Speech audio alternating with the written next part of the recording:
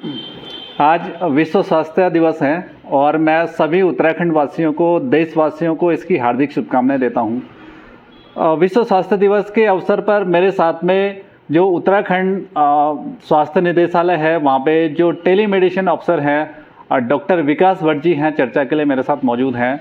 मैं उनसे जानूंगा क्या टेलीमेडिसिन सेवा है और किस तरह से इसके फ़ायदे लोगों को हैं। जिस तरह से ये हमारे हिंदुस्तान के प्रधानमंत्री नरेंद्र मोदी की एक महत्वाकांक्षी योजना थी कि हर गरीब इलाज से जुड़े और सस्ते इलाज से जुड़े। तो मैं विकास भट्ट जी से जानना चाहूँगा। डॉक्टर साहब, सबसे पहले तो स्वागत है आपका। टेलीमेडिसिन सेवा आप वहाँ पे दे रहे हैं और पिछले 1.5 वर्ष में आपने 50,000 से ज़्यादा पेशेंट्स को वहाँ पे ट्रीटमेंट दिया है, सेवाएं दी हैं। टेलीमेडिसिन सेवा क्या है और किस तरह के इनके जो हमारे उत्तराखंड के अगर ग्रामीण इलाकों की बात करें, दूरस्थ इलाकों की बात करें, तो किस तरह से फ़ायदेमंद है उनके लिए? देखिए, टेलीमेडिसिन माननीय मुख्यमंत्री जी का एक ड्रीम प्रोजेक्ट था। दूसरी बात ये जिस समय इसको लॉन्च किया गया, ये 19-20 के लमसम इनको ये प्रोजेक्ट लॉन्च किया गया था। उस समय इसलिए लॉन्च किया गया था जो अति दुर्गम क्षेत्र के लोग हैं, जो हॉस्पिटल या प्राथमिक स्वास्थ्य केंद्र या सामुदायिक स्वास्थ्य केंद्र वहाँ नहीं पहुँच पाते और जिन पे खर्चा उठाने की इतनी हिम्मत नहीं है, तो उनके लिए ये एक हिसाब से एक मतलब बहुत स्वर्णिम योजना लेके आए थे कि हाँ, आप घर से बैठे बैठे अपने मोबाइल के थ्रू या लैपटॉप वगैरह, तो किसी अगर घर में कोई साक्षर होगा तो उसके पास होगा, पर मोबाइल के थ्रू आप टेली कंसल्टेशन कर सकते हैं। इसमें ये एक बहुत सरल प्रक्रिया है इसकी। इसमें आप एक अपने मोबाइल नंबर के थ्रू आप उसमें अपनी आईडी डालेंगे, अपना नाम नुम देंगे और उसके थ्रू आप टेली कंसल्टेशन सेवा ले सकते हैं। तो जिस हिसाब से हमारा राज्य है, उस हिसाब से ये बहुत ही महत्वपूर्ण मैं बोलूँगा ये योजना है और ये बहुत सक्सेस भी है। उसके बाद कोविड आ गया, सभी मजबूरी में अपने घर में थे, क्योंकि अगर बाहर निकलते तो इन्फेक्टेड, कई हानियाँ हुई, सबको पता ही है, हम सब जानते हैं कि कितनी दिक्कतें हुई हैं। तो उस समय ये बहुत अच्छा रहा है और उस समय तो हमें सांस लेने की फुर्सत नहीं रहती थी। हमारी टीम है जो पूरा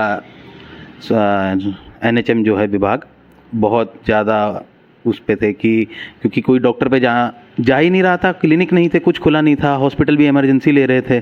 तो उस समय ये था कि एक रेगुलर OPD, एक हल्की फुल्की जो भी होती है, सर्दी खांसी जुकाम, क्योंकि लोगों में भय ज़्यादा हो गया था कि कहीं मुझे कोविड तो नहीं हो गया। हर एक खांसी बुखार वाला भी यही सोच रहा था कि मुझे कोविड तो नहीं हो गया। तो उस चीज़ को कम करने के लिए बोलिए या फिर उसको मिनिमाइज़ करने के लिए या उसको मैनेज करने के लिए ये OPD बहुत हेल्पफुल रही है उस समय। 4 साल पहले ये सेवा, जिसे मुझे जानकारी है, ये शुरुआत हुई इसकी। आज उत्तराखंड की अगर बात करें तो क्या स्थिति है उत्तराखंड में? पूरे देश की अगर बात की जाए, पूरे देश के राज्यों में उत्तराखंड की क्या स्थिति है? पूरे देश में अगर आप बोलें तो इस समय आंध्र प्रदेश जो है सबसे ज़्यादा टेली मेडिसिन सेवा दे रहा है, ठीक है, और उत्तराखंड जो है वो 11वें स्थान पे आता है। पर एक छोटा राज्य होने के नाते और इतना लोगों की जानकारी से बाहर होने के नाते ये जो 11वां नंबर है, मैं मानता हूँ कि ये बहुत अच्छा नंबर है, क्योंकि 11वें नंबर पे भी आना कोई सरल बात नहीं है। एक और सवाल मेरा, उत्तराखंड में अगर डेली कंसल्टेंसी की बात करें, डेली कॉल्स की बात करें, तो लगभग कितनी कॉल्स आप लोग कॉल पे आप लोग उनको कंसल्टेंसी कर पाते हैं? देखिए, जब कोविड चल रहा था उस समय कंसल्टेशन बहुत ज़्यादा थी, क्योंकि उस समय हमारी OPD टाइमिंग भी 12 घंटे की थी, 12-13 घंटे की टाइमिंग थी।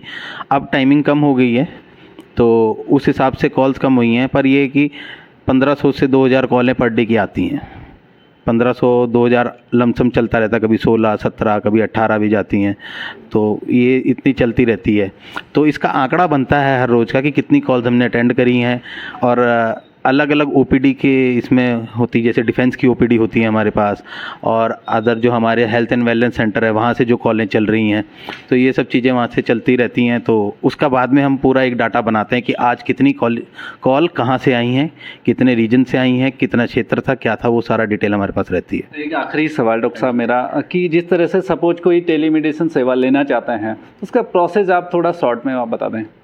टेलीमेडिसिन सेवा एक ऐप आती है आजकल, तो स्कैनर भी आ गया है। आप स्कैनर से अगर स्कैन करेंगे अपने मोबाइल से तो तुरंत वो ऐप खुल जाएगी। ठीक है, किस नाम का वो है? ई संजीवनी के नाम से ये ऐप आती है। मैं आपको दिखाता हूँ, मेरे पास है मोबाइल में वो ऐप। ये देखिए, ई संजीवनी ओपीडी के नाम से ये आती है। ठीक है, ये ऐप आती है ई संजीवनी ओपीडी। इसमें क्या करेंगे, इसमें देखिए सब कुछ आ गया है। आपका मोबाइल नंबर वेरीफाई होगा, उसके बाद आप उसमें मेंशन करेंगे कि आपका नाम क्या है, और आपके साथ साथ आपके परिवार वालों का भी आ जाएगा। उसमें आप मेंशन कर देंगे कि ये इतने इतने एज ग्रुप के हैं, ये फीमेल है, मेल है, ये बच्चा है, ये बुजुर्ग हैं। उस एज के हिसाब से ये अपने आप इसको चयन कर लेगा और आपके मोबाइल के थ्रू ये रजिस्टर हो जाएगा। मतलब एक परिवार में एक मोबाइल नंबर से कितने सदस्य हो सकते हैं लगभग रजिस्टर्ड? मैक्सिमम 10 हो सकते हैं इससे रजिस्टर्ड। तो ये एक सही है, और एक मोबाइल तो है नहीं आजकल परिवार में, सबके पास मोबाइल है। तो अच्छी चीज़ है कि ये एक ऐसी चीज़ है कि कम से कम जो लोग कहते हैं डॉक्टर बहुत पैसा लेते हैं अपनी ओपीडी चलाने के लिए, तो ये फ्री सेवा है, इसमें कोई डॉक्टर पैसा नहीं ले रहा है। बहुत बहुत धन्यवाद डॉक्टर साहब। एक चीज़ और, जैसे आपने बताया कि जिसके पास स्मार्टफोन होगा वो ई संजीवनी ऐप को डाउनलोड करेगा अपने उसमें, और उससे वो सेवा ले सकते हैं। कई सारे लोग हमारे जो उत्तराखंड की बात करें, पहाड़ी जिलों की बात करें, वहाँ पे उनके पास स्मार्टफोन नहीं होता। स्मार्टफोन की उपलब्धता ना होने की उसमें सिचुएशन में वो कैसे इस सेवा का लाभ ले सकते हैं? देखिए, 2 चीज़ें हैं। एक तो आप ऐसा कर सकते हैं कि जो भी आपके नज़दीक हेल्थ एंड वेलनेस सेंटर होगा, पीएचसी, सीएचसी कोई भी होगा, वहाँ डॉक्टर या कोई ना कोई नर्सिंग स्टाफ या CHO, community health officer available रहते हैं। वो जिसके पास मोबाइल की सेवा नहीं है या मोबाइल ही नहीं है, तो वो भी जाके वहाँ अपनी जानकारी दे सकता है। वहाँ के जो सीएचओ होंगे, कम्युनिटी हेल्थ ऑफिसर, वो आके उनको उनका रिकॉर्ड लेके उनको रजिस्टर कर देंगे। ठीक है, पहली तो ये चीज़ हो गई है। दूसरी सेवा ये कह सकते हैं कि आपके पास मोबाइल नहीं है, ठीक है, मानिए, पर अगल बगल किसी पे तो होगा, तो वो भी उनकी डिटेल्स डाल के रजिस्टर कर सकते हैं। ये बहुत सरल एक तरीका है कि कोई भी इसको रजिस्टर कर सकता है। बहुत बहुत धन्यवाद डॉक्टर साहब हमारे साथ महत्वपूर्ण जानकारी साझा करने के लिए। ये मेरे साथ में डॉक्टर विकास भट्ट जी थे, जिन्होंने टेलीमेडिसिन सेवा के बारे में बहुत विस्तार से समझाया, और निश्चित तौर पे जो ये महत्वाकांक्षी योजना है इसका लाभ पूरे उत्तराखंड के ग्रामीण इलाकों में जो दूरस्थ क्षेत्रों में है उनको भी मिलेगा, और जिसके पास स्मार्ट मोबाइल भी नहीं है उसको भी जिस तरह से इसका फ़ायदा मिलेगा डॉक्टर साहब ने हमें बताया। और आपने पिछले 1.5 वर्ष में 50,000 से भी ज़्यादा कॉल्स अटेंड करी, उनको अपना इस सेवा का लाभ दिया। तो ये एक रिकॉर्ड है उत्तराखंड के लिए, और आप लोग हमसे जुड़े, इसके लिए बहुत बहुत धन्यवाद।